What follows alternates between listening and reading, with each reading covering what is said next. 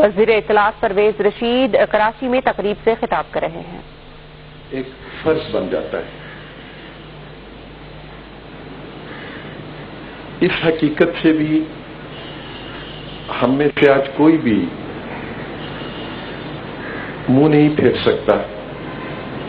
کہ قائد کی تعلیمات کو تروڑ مروڑ کے اور اپنی مرضی کے مطلب نکالنے کا جو ہنر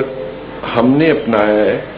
شاید دنیا کی کسی اور قوم نے اپنے بانی کے ساتھ، اپنے رہنما کے ساتھ اس ہنر کو نہیں آزمایا ہوگا۔ میری آنکھوں کے سامنے اور آپ سب لوگوں کی آنکھوں کے سامنے بھی، اسد عمر بھی اس کی گواہی دیں گے، مہتاب صاحب بھی، اور آپ سب بھی اس کے گواہ ہیں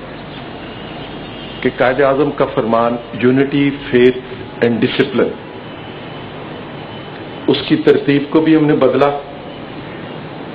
70 سے پہلے تک اس کی ترتیب یہی تھی، یونٹی، فیتھ اینڈ ڈسپلن، اور 77 کے بعد پھر اس کی ترتیب میں تبدیلی آ گئی، اور اس کے مطلب کو بھی ہم نے بدلا، اور بدلتے وقت یہ بھی خیال نہیں کیا کہ کتابوں میں وہ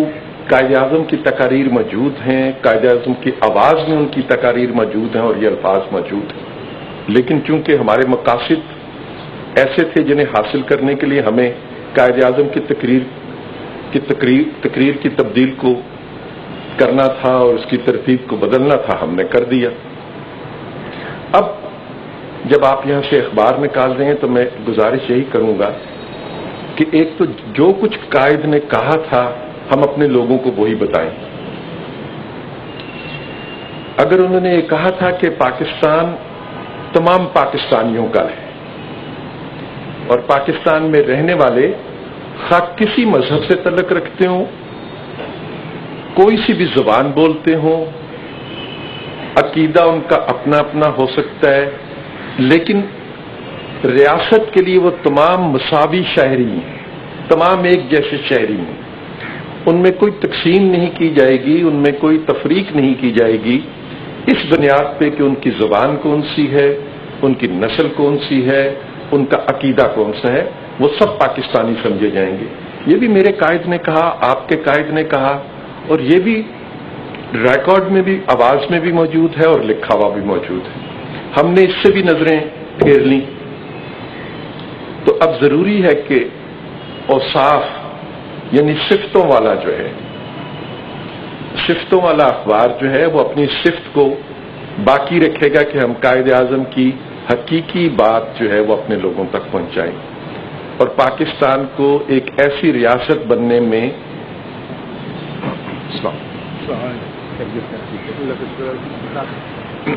میں معذرت خواہ ہوں جی، مفتی منیب صاحب تشریف لائے تھے، ان کا خیر مقدم کرنے کے لیے میں نے اپنا تقریر کا سلسلہ منقطع کیا، کیونکہ مفتی صاحب ہمیں سال میں 2 دفعہ سب سے بڑی خوشخبری سناتے ہیں اور ہم جیسے لوگ اس خوشخبری کے منتظر ہوتے ہیں، اس لیے مفتی صاحب اچھے بہت لگتے ہیں مجھے۔ تو میں یہ عرض کر رہا تھا کہ کراچی کا شہر ہے، کراچی سے آپ ابتدا کر رہے ہیں، اور مجھے یقین ہے کہ جب آپ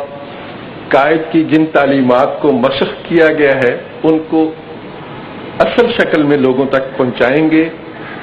تو آپ پاکستان کی بھی خدمت کریں گے اور کراچی کی بھی خدمت کریں گے۔ اور کراچی تو ویسے ہی اپنے قائد سے بہت محبت کرتا ہے، کراچی نے اپنی آغوش میں انہیں لیا ہوا ہے، جس شہر نے اپنی آغوش میں انہیں لیا ہے اس شہر میں جب آپ ان کی آواز کو لوگوں تک پہنچائیں گے تو لوگ آپ سے بھی محبت کریں گے۔ میں آپ کی کامیابی اجازت چاہتا ہوں۔ بہت بہت شکریہ۔